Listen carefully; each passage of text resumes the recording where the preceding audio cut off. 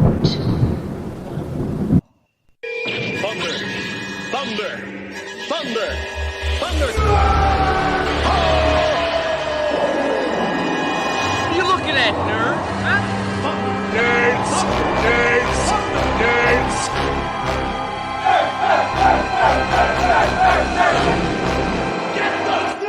Specifically, Brian. Brian? Hey, welcome to Thunder Nerds. I'm Brian Hinton. And I'm Frederick Philip von Weiss, and thank you so much for consuming the Thunder Nerds, a conversation with the people behind the technology that love what they do. And do tech good. Good. Thanks, everybody, for joining again. Please ask your questions. We'll answer them in the order they are received. And additionally, if you can, go to the YouTubes. Go to youtube.com/ThunderNerds and subscribe. Hit the notification bell. Throw some likes and hearts our way. We would deeply appreciate it. Thank you so much. Brian. Yeah, deeply appreciate it. Please subscribe. We'd like to thank the return of Auth0 as this season's sponsor. They make it easy for developers to build a custom, secure, and standards-based unified login by providing authentication and authorization as a service. To try it out, go to auth0.com, as you can see on the screen today. Auth0 is also on both YouTube and Twitch under username Auth0 with some great developer resources and streams. They also run Avocado Labs, which is an online destination their developer advocates run, organizing some great meetup events. Again, remember to check out auth0.com today. Thanks again. Yeah, thanks, everybody. So let's go ahead and get to our super cool guest. Today we have Microsoft MVP, Pluralsight author, Jared Rhodes. Welcome to the show, Jared, or welcome back, rather. Good to be here. Yeah, Welcome. Good to have you. Yeah, you were on the show, sometime last year. I'm going to look at the exact date when we had the Conf Migos. I think June. it was in June. Was it June last year? Okay, cool. So, yeah, we had a bunch of amazing guests. We had Bhaskar, your doppelganger, Jared, Janelle, Michael, Todd Libby, Vincent Tang, Faisal. It was a big show. We'll link to it in our show notes. It's a great show. Yeah, absolutely. Great idea, Brian. So, Jared, let's start off by talking a little bit about you and what's going on. How are you surviving with the COVIDs? I know you can't do any of the traveling you normally do with all of your speaking events, talking about all kinds of super cool, neato things around the world. What's going on, buddy?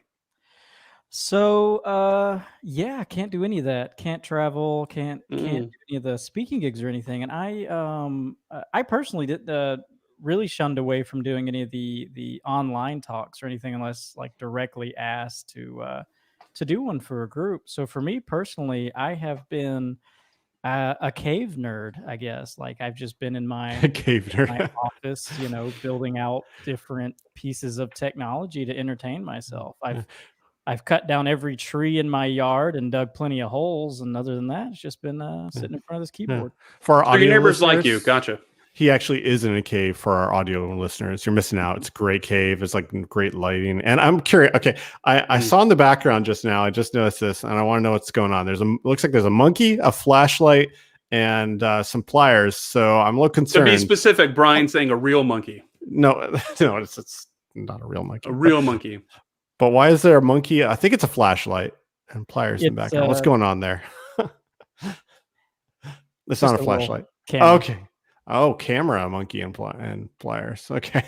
Yeah. That's a camera from an IoT company that basically sold all those cameras and then turned their app off. So you can't use them anymore. Oh, So I'm trying to both. Oh, man. It had so many security holes. I think I can still use it. Like it was that badly secured. I can just override the firmware. And I also want to rip it apart to see what the parts inside would be worth and see if I can't just buy them off of people who don't want them anymore and sell the parts. I don't believe we answered the monkey question. That's the Xamarin Monkey. Do you not know the Xamarin Monkey? I do not. I'm not aware. do Would not. you enlighten us, Jared? I don't know why, but Xamarin's mascot was a monkey, and so there's the Xamarin Monkey. Yeah, what happened to the monkey? They chose to move away from said monkey. Lack of bananas in the COVID. Oh, okay. Yeah, there's even a blog spot called Xamarin Monkeys. That's great. Very interesting.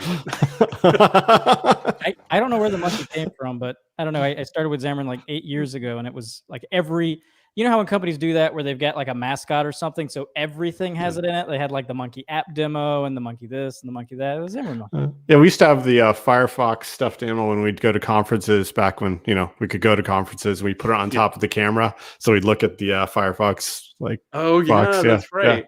I don't know how many companies back in the day when I first started out had like way too many of the Linux penguins everywhere. Mhm. Like they were just so excited about it. Like, okay, I love penguins. In fact, it's your spirit animal. I have a cool print thing that I'm going to put behind me eventually because I love penguins. Rachel got me. Let me put up this chart about yeah, Brian. see, If you don't know him, this he way. actually, he's very much into penguins. They are his spirit animal. Yes, and Alton Brown. Yeah. And Alton Brown is also Brian's spirit animal. Don't ask me why. But Jared, again, the COVIDs, you can't go out, you can't do the talks. Are you doing any of the virtual events? And if you are, what do those look like? I've only done a few, and that was when directly asked. Usually, if there was someone had to step out, I would step in at the last minute and do a talk. And for me personally, I've really shunned away from doing them because it's really not the same. I don't feel any drive to do them at all. Like literally at all. I feel we don't even have to drive. Yeah. But no, so I don't feel like doing any of that. The virtual events, really, I feel like you can make something better pre-recorded and a lot better edited. But yeah, I just did a few of them, and I don't really like it either. Like trying it, you have no interaction. Half the time I would miss my cues when people would raise their hands to ask questions or anything like that. So just didn't like it. What about your experiences with attending some of these? Have you been going to any of these interesting events? Have you partaken in any of these talks and anything that you found successful working for other people? A lot of people are coming to us asking about how do I put on these virtual events and if we have an advice. So do you have any such advice? No, because we actually have a team member. So I help run the Atlanta Code Camp as well, and so we have a team member that's been putting together all kinds of events for IEEE virtual. And honestly, when the idea of doing Code Camp virtually was presented to our group of organizers, it was like a collective sigh of, and then no one really wanted to do it. So we skipped out. So I personally, I haven't run my user group virtually after the first month. And then I haven't done anything else virtually. So I really, I wish I could help people out to do this, but I am so uninterested in doing the virtual meetings. That I'm the same way. I mean, I run the Figma Tampa Bay meetup, and I've only done maybe one or two since COVID started, and just not hugely into it because there's no one-on-one interaction, and Rachel bakes cupcakes. I can't bring virtual cupcakes to people. That doesn't work. You could program that, Brian. Come on, you're slacker. I'll tell you what, though, who does some good events is the people at Event Apart. They do some pretty interesting things where you have a lot of deep interaction with the presenters. So they got really creative with that, and that's good on them. That's a great avenue to explore and try that out. We'll put a link in the show notes as well. What about courses, Jared? You mentioned courses. Are you developing courses right now? And if you are, what are those said courses? I'm not developing any more right now. So basically, right as COVID hit, I had started a new contract for a company based out of New York that I was flying to. So that was back in March. And at the same time, I was finishing up my last 2 or 3 courses for Pluralsight. And there were some Xamarin courses. And between my wife's a pharmacist, so between stuff that was happening in healthcare, the traveling stopping, my contract suddenly going from on-site to remote, it was chaos. And I wasn't, to be honest, I just wasn't happy with what I produced in my last couple of courses. So I've steered clear of it for a while. I kind of wanted to take a break, really examine why I wasn't happy with those courses so that I could maybe make some that people wanted, And I'm curious, how is your family doing? How's your wife doing, being a pharmacist with healthcare and all this stuff going on? How's she been with all this? She's been fine. That's After good. the first month and a half of people literally walking up to the pharmacy and coughing at them, they installed the plexiglass and everyone started wearing masks. And she somehow drew the short straw and has to open the pharmacy for senior hours, and she's been doing that since April or whatever. So every Tuesday at 6 a.m. she has to go open that pharmacy, and at this point, no one even shows up, right? Like none of the seniors go to senior hours anymore. So I guess, I don't know, it's been okay in that aspect that she's had some easier work on top of that. But now vaccines are coming out. They're shooting people up with the vaccines. So she's got tons of more work and has to learn a lot of things quickly.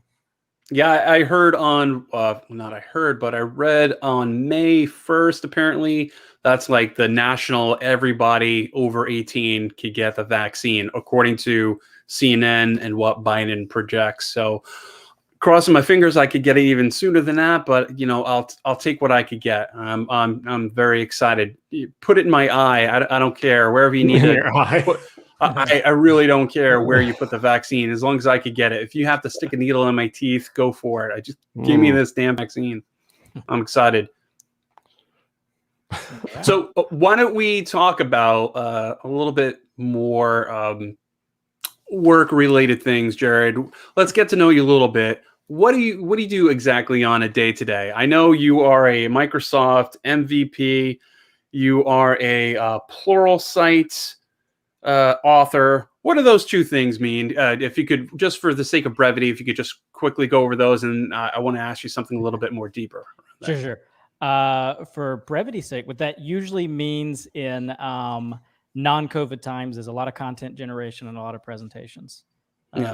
So generating content, blog posts, obviously the courses, videos, doing the in-person meetings, running the code camps. That's what those things mean outside of work. For work, I'm just a cloud solution architect right now. Yeah, and from my understanding, your main thing is a business that you run, which is the, there's your website. Let me find the right slide here, which is QiMata, if I'm saying that correct. Is that right, QiMata? QiMata. QiMata, excuse me, QiMata, correction, QiMata.com. So that's QiMata.com. For audio listeners, go back and watch. We'll have it in the show notes.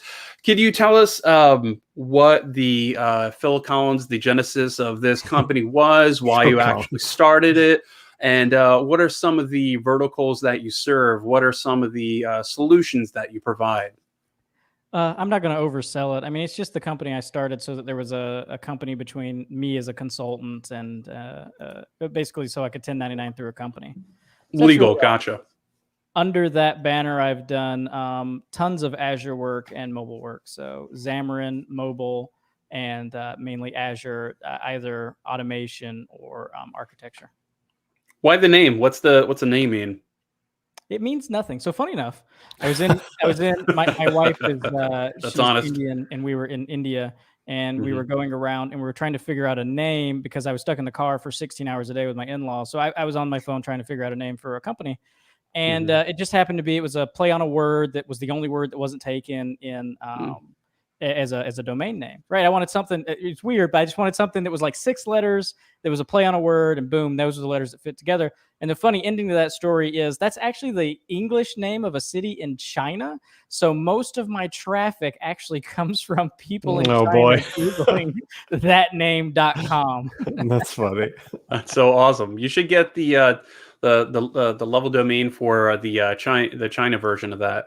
That's CH. I think it's CH. Yeah, something like that. Is it like that? Yeah, I don't even know if one could purchase that with our geographic challenge and all that. Oh, great. So what kind of challenges do you help resolve for customers? Do you have people come to you for several specific things, and what are those specific things that you specialize in? I would say I usually get 2 types of customer requests, and that'll be both with Azure and Xamarin. Usually it's someone that has used the technology on a project or as a team. They're building out some solution for about 6 to 10 months, and they come to me and go, something's wrong. And I usually get pulled in, and I go in and I try to help them figure out what's wrong. I could say one here in Atlanta was they make cash registers. You can figure out who it is. So they make cash registers, and they came to me after 6 to 10 months on a Xamarin project, and everything was wrong. And I mean everything. It didn't start fast. It didn't stay on. It was crashed all the time. Blah, blah, blah. So I went in, and over the course of a couple of months, we fixed it. For the current client, I think they're the world's largest insurance company. They do weird insurances that you don't think about, like if I'm trying to ship something through 3 different countries, what are the, whatever, or if I'm Walmart insuring every location across the world, that kind of thing. Big insurance. And they wanted to get into new markets, so they wanted a cloud solution architect to try to help them walk through, and they weren't in the cloud. They had a private cloud. They had a huge cloud initiative, and they brought me in to help with that cloud initiative as they built out this new business line to try to figure out how they could use this enterprise Azure contract to their benefit. I'm laughing because I can just think of if my parents were to listen to this, they'd be like, they had a private cloud? Like, because they would have no idea. What is this, the Jetsons? I don't get it. So, actually, on that point, like for people who aren't familiar, like what does that mean to like how would you explain that to in layman's terms, like private versus like what you're doing? Yeah. Oh, private cloud versus public cloud? Yeah. Think about everything before the public cloud, and that's basically what a private cloud is. They just have their own servers, and they have a lot of them.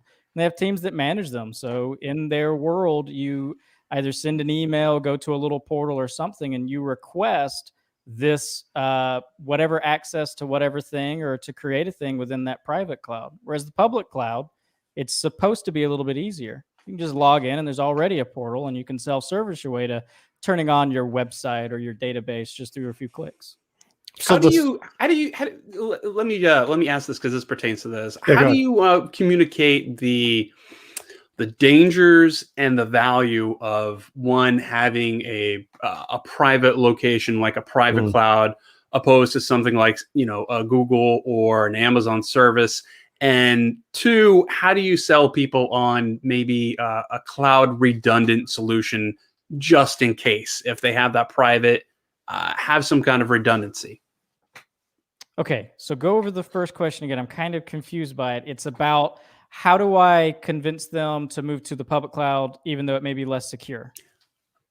Well, not specifically that. It might be less secure to have a private cloud just for the fact that if all your stuff is in this, and again, they can have a private cloud in multiple geographic locations, but say something goes wrong with this cloud service. Basically, what I'm getting at is the latter of the question, really, which is the redundancy of redundant clouds and what that means and how that could best ensure service. Well, for a company like this, it's so large that its private cloud is actually one of those multi-region. And I mean, when I say multi-region, they had data centers in Hong Kong, they had data centers in Zurich, they had data centers in South America. Ah, I see. Blah, blah, blah. So they're really big, and their private cloud was very large. Their move to the public cloud wasn't necessarily for that redundant cloud purpose. I believe, if I could guess, it was a cost-cutting measure. When you invest in a private cloud, you have a lot of capital expenditure, whereas if you go to the public cloud, you have a lot of operational expenditure. And for a company that large that spends that much on the cloud, that's usually the driving force behind it, is to shift CapEx to OpEx. However, to address the idea of the redundant cloud, there's two things that come to mind when you say redundant cloud. So you are talking about the private and public cloud. Whereas what a lot of companies are looking at is the public cloud. So first is the private to public cloud. It's like, even me personally, if we go into talking about the HomeLab, I use the public cloud as a offload for my private HomeLab. It's my backups, right? Because backups are so much simpler and easier there, and I just get the easy geo-redundant security and all that kind of stuff for my backups. Right. For a company that was that large and had that large of a internal private cloud, the public cloud just offers something different. it's not exactly that they need that redundancy. And if you're talking about redundancy when we go to Amazon and Azure, that is something that companies, how do I put it? It's if you've done this long enough, you've seen it to where you've gone through a client, and that client will have multiple times spent millions and millions of dollars with an idea in mind, like a redundant cloud, and for some reason it just never really comes to fruition easy. A lot of companies are now trying to do that with Kubernetes, because I can just do Kubernetes in Azure, and I can do Kubernetes in Google, and I can do Kubernetes in Amazon. But at the end of the day, there'll be these minor differences, and they don't want to spend the extra $100,000 to get those minor differences out of the way. And these public clouds are so large that for you to not have access to your resources and something as big as Azure would require something as catastrophic as either one certificate going bad or government's falling. It's just that large. Like the government's falling. I found it interesting you mentioned your home lab. That's one of our topics today is building a home lab. What the heck are you talking about when you're mentioning home lab? Yeah, I guess just to even set this up further, we need to.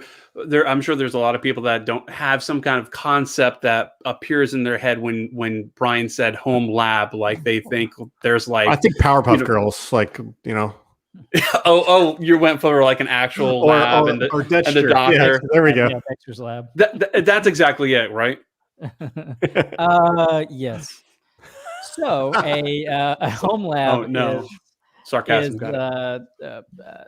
It depends on what you want to do with it. So like there's I found these groups. So again, I got locked inside for a year. And my outlet for creativity when I couldn't talk to people in groups was to apparently just go and buy old computer hardware and create my own little, it'd be too much to call it a private cloud, but my own little data center server set or home lab. And a home lab is just whatever you want it to be. 90% of the people that I see doing it are doing it so they can run their own multimedia server, which seems to be the thing everyone in technology likes to do. You can do more than that, though. I run it as, sort of a test lab for a bunch of different projects and to learn different technologies like Kubernetes. You can do whatever you want to with it. So is it okay? Go ahead, Brian. Okay. I've been debating getting a Raspberry Pi and doing the whole, I can't remember the name of the software, but there's a software you can use that basically intercepts ad traffic before it like gets to your computer. And yes, Pi-hole. I've been wanting to try that out just because it seems like it would be just a smart thing to have in between my computers and everything else. Should put a link in the show notes to that. Yeah, it's pretty cool. Yeah, I looked at doing that too. So mine was just I had routing equipment, so I went ahead and did the no lookup DNS for those ad sites and that. But Pi-hole is also another very popular one. But do note that when you do that, when you turn off all the ads, a lot of websites know that you turned off their ads. So when you go to it, A, will not work at all, or B, will make you click 15 things to let you know, hey, your browser seems to be broken. Yeah, they tend to not like it. Yeah, but it's crazy how insane it's gotten. Like, I mean, The Verge has always been notorious for ads, but I watched a video the other day. There were in the first 4 minutes like 5 ads. And I was just like, this is insane. Like, that's ridiculous. Like, come on, guys. YouTube's the same. YouTube doesn't want you to listen to music anymore. It wants ads. Yeah. So tell us a little bit more about your lab, like what you're doing. Like, how did you were you like, oh, well, I'm stuck at home. I guess I'll do this. So what got you into it? That's pretty much it. I was stuck at home, and I'm a tinker Azure MVP. So I've done Azure for so long, and technically, I'm supposed to know a lot about edge computing and IoT, right? So I needed a bunch of servers in my house to really try that kind of stuff out. And so I went and the first place I went was there's a subreddit. So reddit.com/r/HomeLab. And I went to HomeLab and I looked over stuff there, and that kind of helped guide me down the path of figuring out, like, you're talking about doing the Raspberry Pi and doing a Pi-hole, because I have so many Raspberry Pis. I honestly I think I just counted them the other day. It was like 23. Some of them, so old that I don't even want to plug them in. But I had a lot of those, and I didn't really want to wire together a bunch of Raspberry Pis. I wanted to look at sort of older hardware and try it out. And that's where, when I was looking at HomeLab, I learned, like, you can get this stuff pretty cheap. A lot of companies are getting rid of their servers, and they just end up in like eBay, and you can just buy them really cheap. Yeah, I've actually looked at some of the videos of people that are putting these things together, and some of the advice they have is to actually reach out to some of these companies, maybe even some of the OEMs, and ask them about, what are you not using, what are you getting rid of, et cetera, et cetera. And a lot of times they'll provide these things to you. They'll just, yeah, oh, you want this? Here you go. It's kind of like one man's garbage is another man's, I don't know, parts to build a robot. Some of the things are a lot more accessible to get. You don't need to have $100,000 to do this.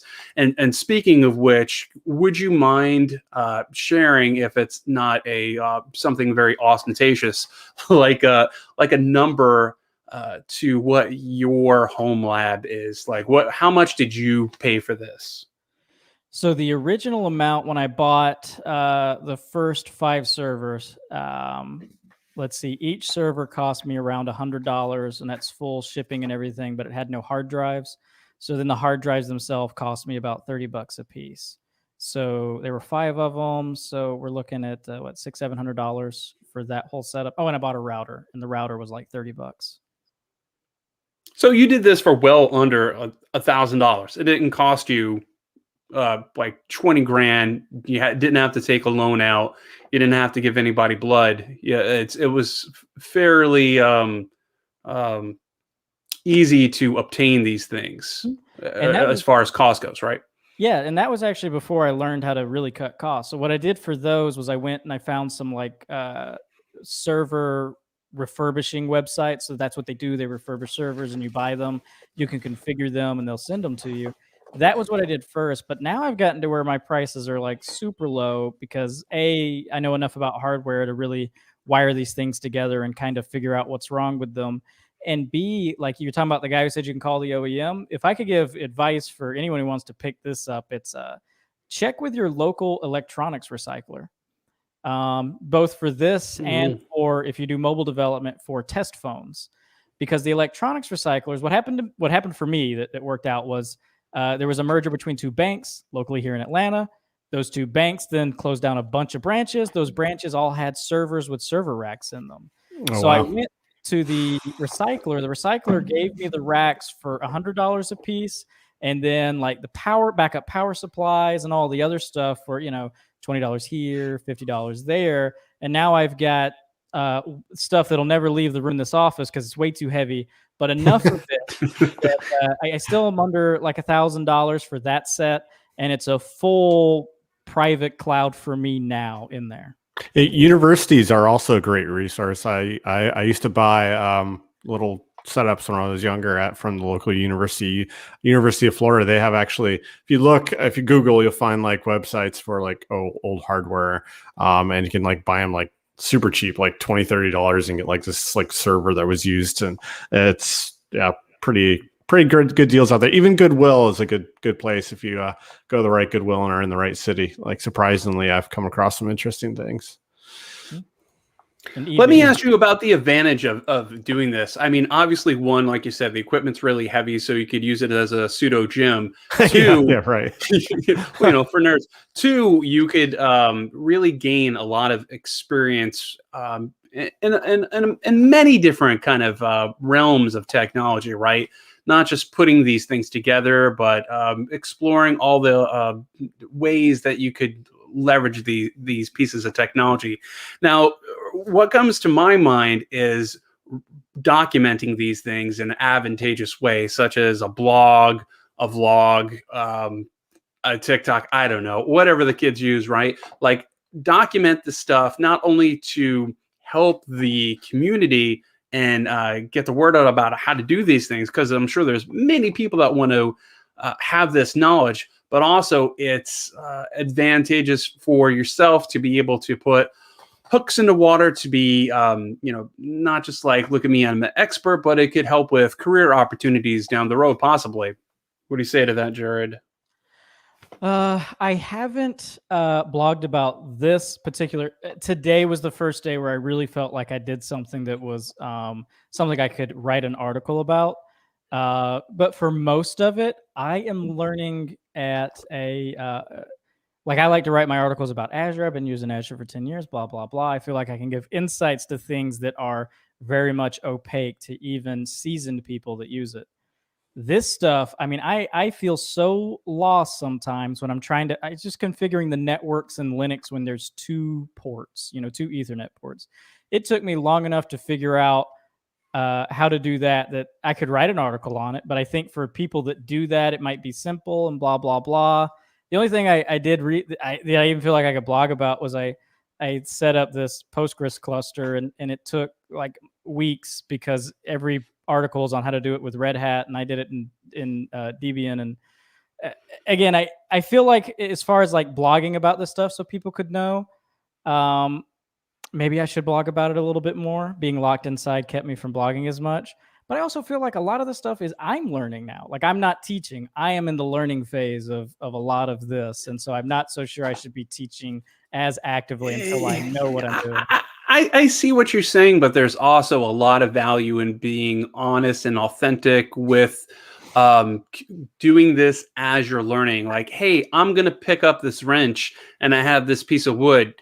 I don't know what's going to happen, but let's explore this together. I've seen a lot of videos like that, and I think they're really interesting to see somebody's experience of learning and their thought process, looking at the work, at the math problems, and see how they figure it out. So you're saying Jared should start TikTok for this stuff, is what you're saying? If that's literally what you got from what I said, then absolutely. I agree with you and your purple wooden coffin, Brian. Yes. Yeah. I can't deny that. That's good. Yeah. But let me just focus on you really quick so everybody can see you and your purple wooden coffin. It's a little bit more roomier than my coffin, but I think Brian looks beautiful in it, and he's a handsome young vampire. Speaking of vampires, Jared, let's talk about free software. We've talked so much about hardware and how to afford it to start this. Let's talk about like things like freemium, etc. Like, does one need to spend again a absorbent amount of dollars to do this, or can you obtain a lot of this? Brian says yes, Jared, just so you know where he weighs in. But does one need to spend an absorbent amount of dollars to do this? Not from software. So from the software perspective, one thing you'll do is you'll learn Linux. I mean, that is just something that will happen after you've plugged in enough. And you'll cry a lot. You will. I'm a fan of crying, just so you know. Even going back to the blog, one of the reasons you don't blog as much when you're doing this is because you broke your network so many times and none of your servers are up. Like, it just keeps you. You can't post your blog. Right. Yeah. So, oh man. And your keyboard won't connect. Yes. So as far as software goes, you'll learn Linux. But if you go, and I think I put some stuff in our doc, at least like GitHub list. There are lists that people make specifically for like awesome server software, free software that you can run, and some of them are just people's personal GitHub projects, whereas some of them are full-fledged like things, like Postgres, like huge enterprise database software that you can just install for free. Even going beyond the free stuff that you can get, just as talking about like Linux and things that run on Linux, there is close to free version of VMware you can get. Look into that if you're a listener and you're really wanting to learn VMware. They have this very close to free version. I should actually take it back. So first, you can actually run ESXi for, I'm not a lawyer, so check this, but you can run ESXi for free, as far as I know, on like up to like 100 machines that have no more than 8 cores. And that's just ESXi, so it's not like they're big like vSphere or anything like that. But if you run ESXi and you use something like VMware Workstation, I mean, you've got a full setup right there just to log into your server and start building VMs and testing and learning things that way. Microsoft used to have some easier to access free versions of Microsoft software. They do have, or at least they did have like DreamSpark, and they used to have BizSpark, which was really helpful. DreamSpark. I don't know if they still have DreamSpark. Hopefully they do. Other than that, check to see if you get a Visual Studio license through work.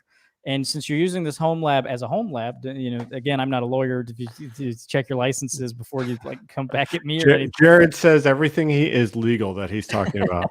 He is a lawyer, just so you know. We'll put a link in the show notes. If you actually go to Jared's website /lawyer, you'll learn he is a lawyer. Just putting that out there. JK.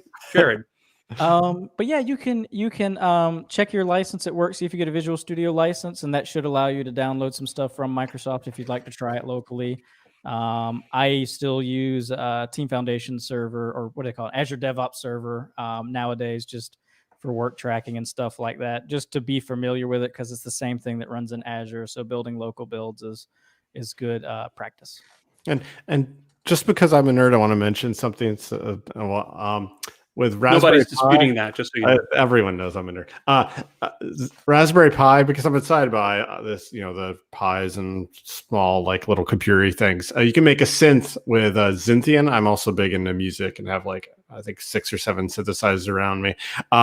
And Zintian was an open synth platform where you could just take a Raspberry Pi and create a synthesizer that can do all sorts of amazing sounds. So, I'd say check that out too if you're locked in a cave and wanting to do some cool hardware stuff. That's all I had. Jared, what about fun stuff? There's this idea.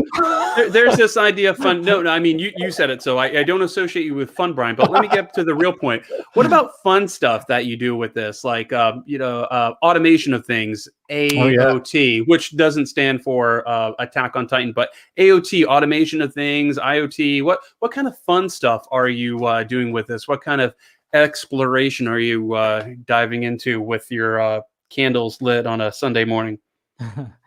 One of the things is like I showed you that little camera with the monkey and the pliers or whatever back there in the back. Everybody should have them. I'm trying to play around with it. There are some open source video processing, like image detection, security style stuff, servers. I want to see if I can get the cameras on that to work with those and do some video and audio recognition with those. Just because I can buy a bunch of them for cheap and see what I can do with them. But trying that out, I was trying to revisit. I got a DJI drone, the little really expensive camera drone. I've got one of those, and I was trying to play around with some automated processing of its image feed, but I'm having some trouble with it right now due to how its SDKs work. And I've got these little I think they're feathers, the Adafruit feathers. And that's clearly a circuit board of some sort. That's not feathers. That did not come from a bird. Feathers. Tell me more. Oh, yeah, explain to the audience.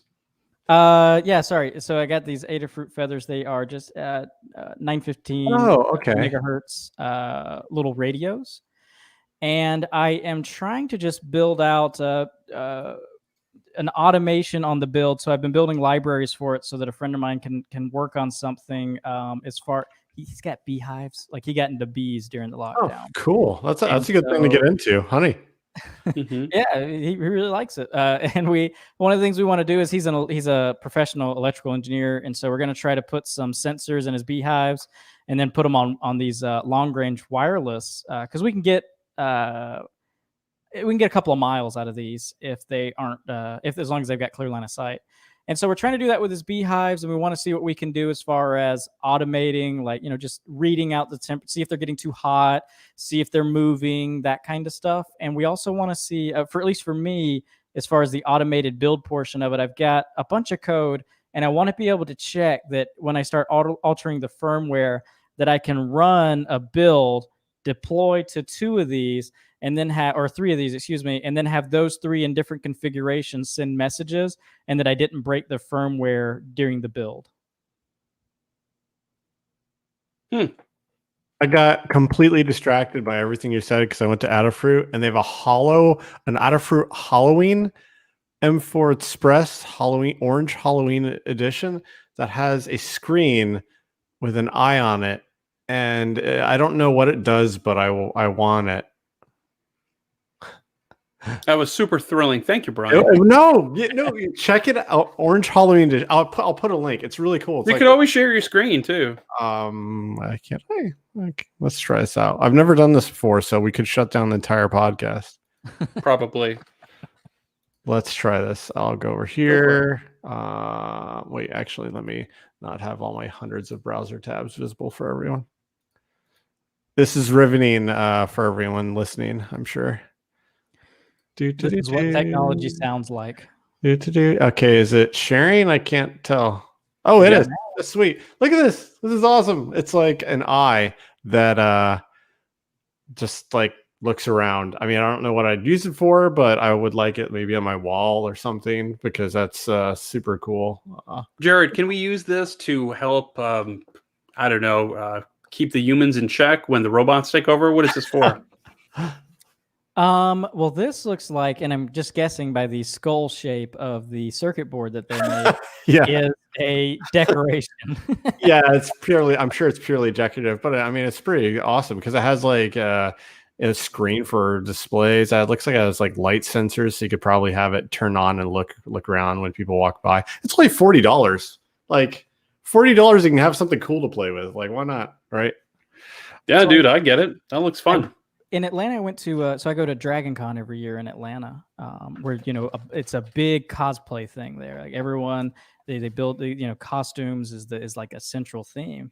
And I think it was Adafruit that was actually there, and they did a presentation. They handed out like a thread. It was you could sew, and then you put the battery on the end of it, and it would have lights through the thing. But they sent one of their evangelists, and they gave out free stuff at like a not a tech thing, just so people could cosplay. Like that's the first thing I thought of with the eyeball was like, I love that.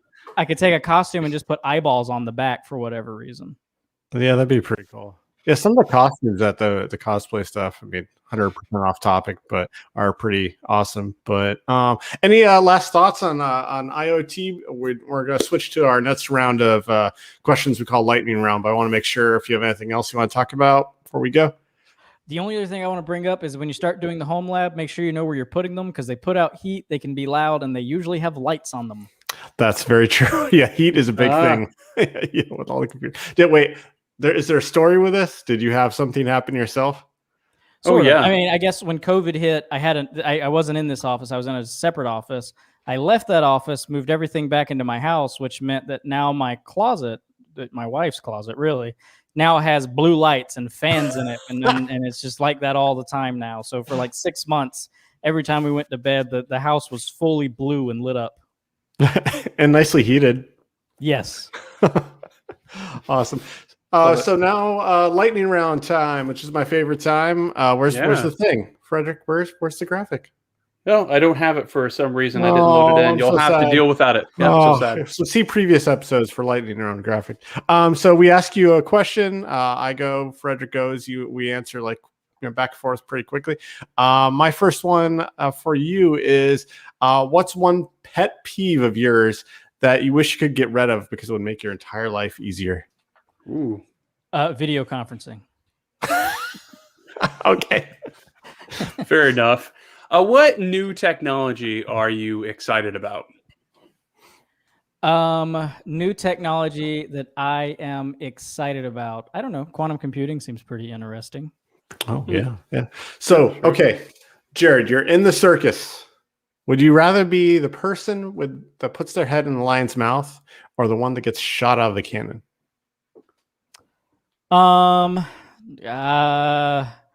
Lion's mouth, just because I get to interact with nature. Oh, nice. It's a good way to look at it. Jared, if you could eat one bug, what would it be and why? One bug, I would have to say one of those giant tarantulas, just so I'd feel full. That's true. That's a good point. Yeah, I totally see that. What, if anything, have you regifted? Oh, all kinds of hardware, like IoT hardware.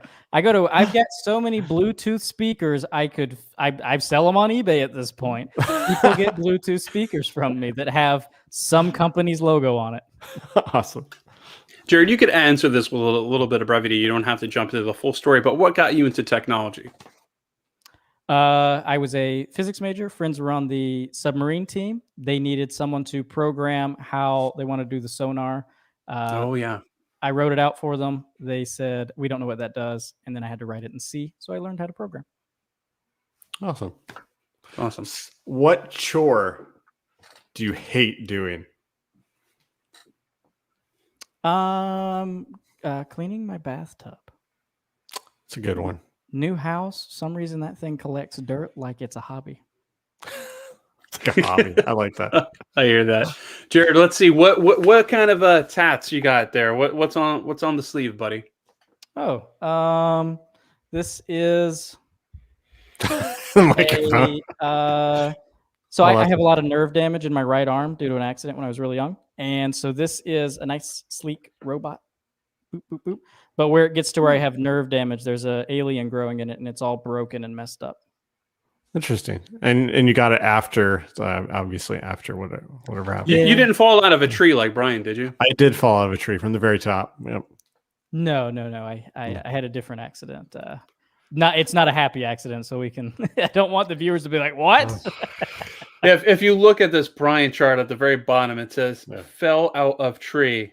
I did. Yeah. Yeah. Just want to Luckily, make sure that that's communicated. Yeah, I missed the chain link fence. So thank you, Frederick. You keep reminding everyone. Well, when I went back in time to push you, I got a little sloppy. But go ahead, Brian. It's your question. What do you miss most about being a kid? Ooh. Not being as fat. Okay.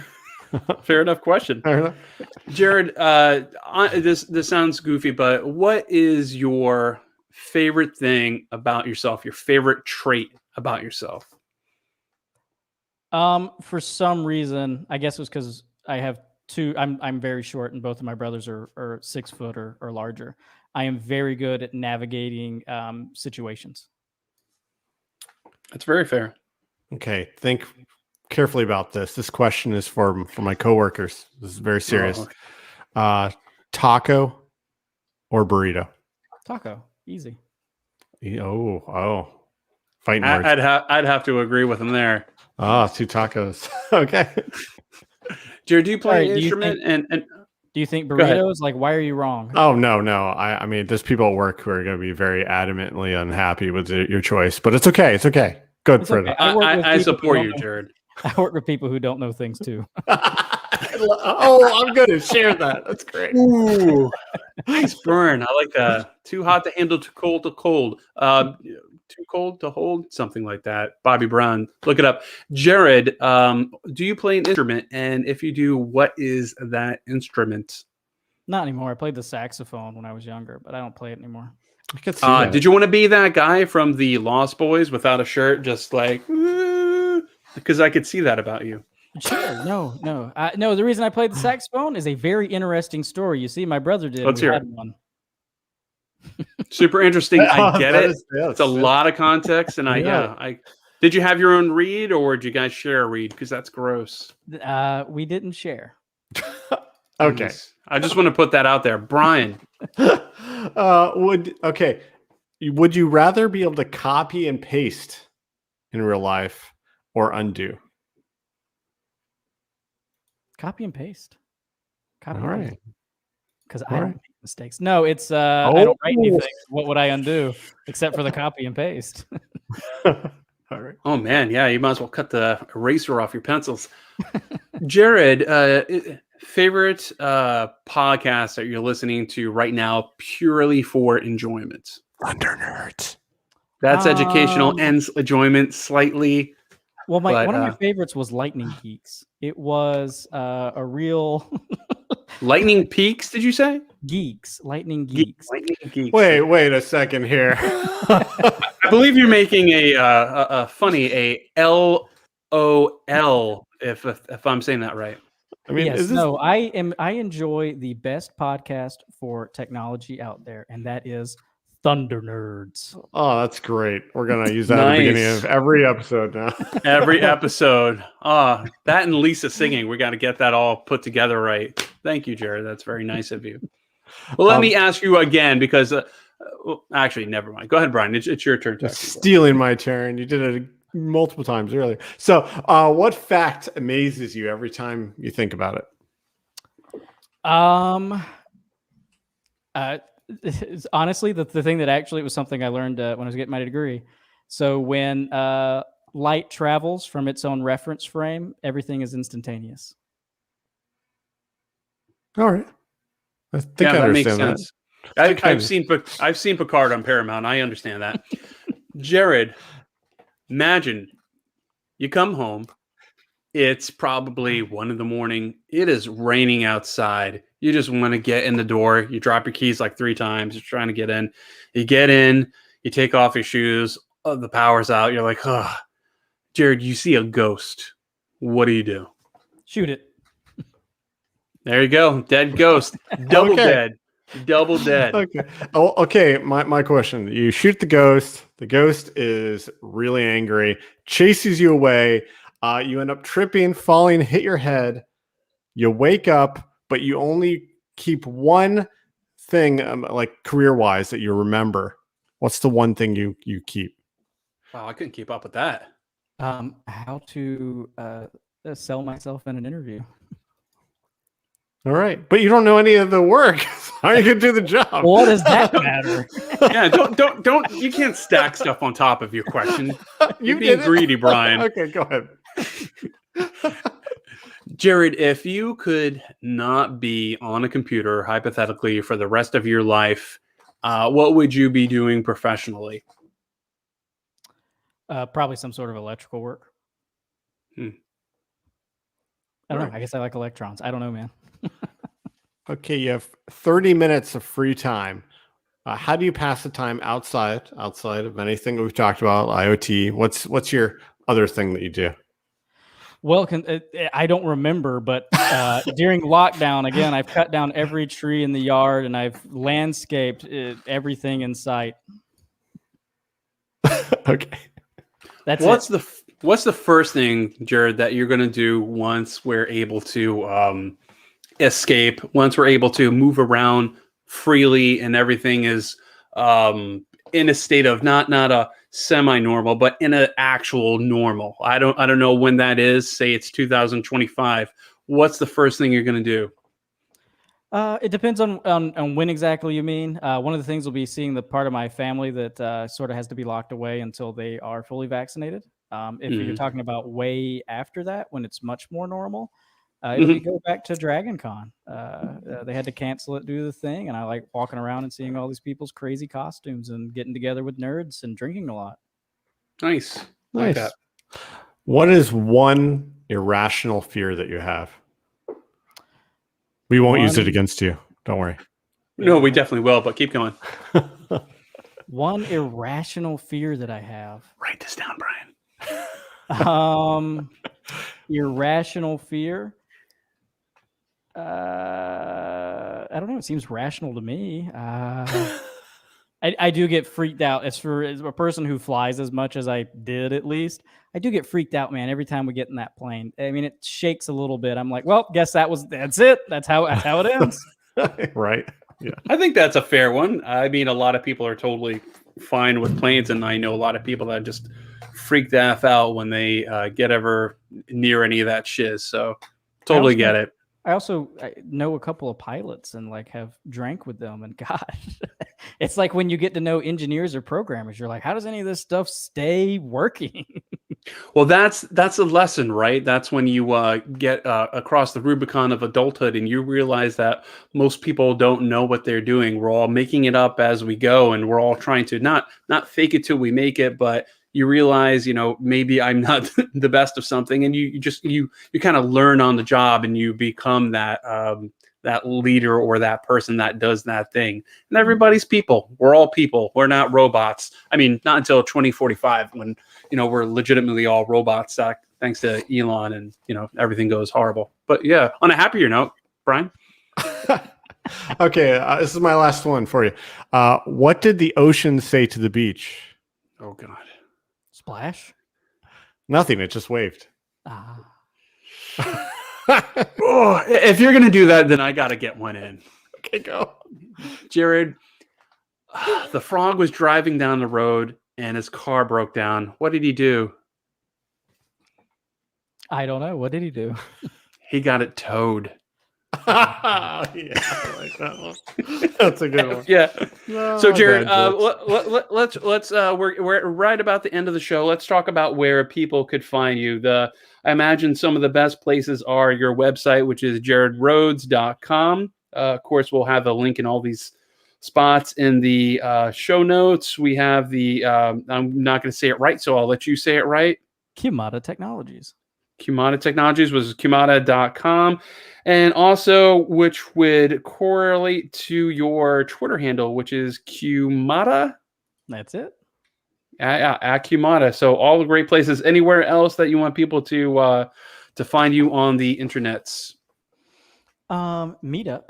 So I run a couple of let's talk about that. and help a couple of groups. So I run the Atlanta Intelligent Devices group. I help out with the .NET users group. So you can find me on Meetup on both of those. And I also help run the Gwinnett, Georgia Microsoft users group. So any of those, you can find me on Meetup. And then obviously, same QiMata name on LinkedIn. If you just want to reach out and ask some questions, for some reason, I get more of that on LinkedIn than I do on Twitter. Really? Yeah. Yeah, it's interesting how all the plethora of platforms have their own kind of personalities and questions that go with it in unpredictable ways. It's all those IoT connections. Is that what it is? Bad joke. Sorry. I just want to say, Jared, I appreciate you taking the time with us and spending it, because it's the most important thing that we have in our life is time. So thanks for joining us. Yeah, you really spend your time. Really appreciate it. Yeah, man. Thanks, guys. Yeah, thanks for having me on. And do another one like we did for the Amigos. Yeah. Oh yeah, we'll definitely do another Conf Migos episode. Those are going to be a yearly thing. We're going to do another one, I guess, in June. So we have to do it around the exact same time to keep the consistency of the yearly thing, which makes sense. Last question that we enjoy asking our guests, Jared, is: do you have any parting words of wisdom, any advice that you could benevolently bestow upon the audience? Yes. If you want to learn something, try to start teaching it. If you go and you talk at a user group or something like that, you're not being judged. People know that you are learning it, and you are talking to people who probably know less than you do, because by the time you get up there, you'll have learned more than you ever thought you would have. Nice. I just want to put on here that Shiva said hi. Hey, Shiva. Hi. Hi, Jared. Hi, Brian. Hi, Frederick. Which Hey, is how's it also going? on the Conf Migos. Hey, I'll be getting in touch with you, because we're all going to do that again, Shiva.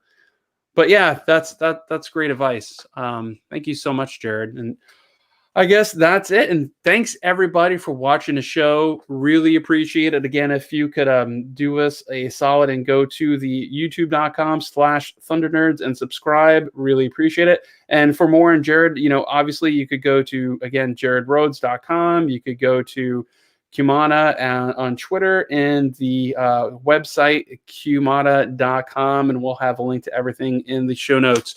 Everyone, thank you, Jared. Thank you so much. Super appreciate it. All right. Thanks Hey, everyone.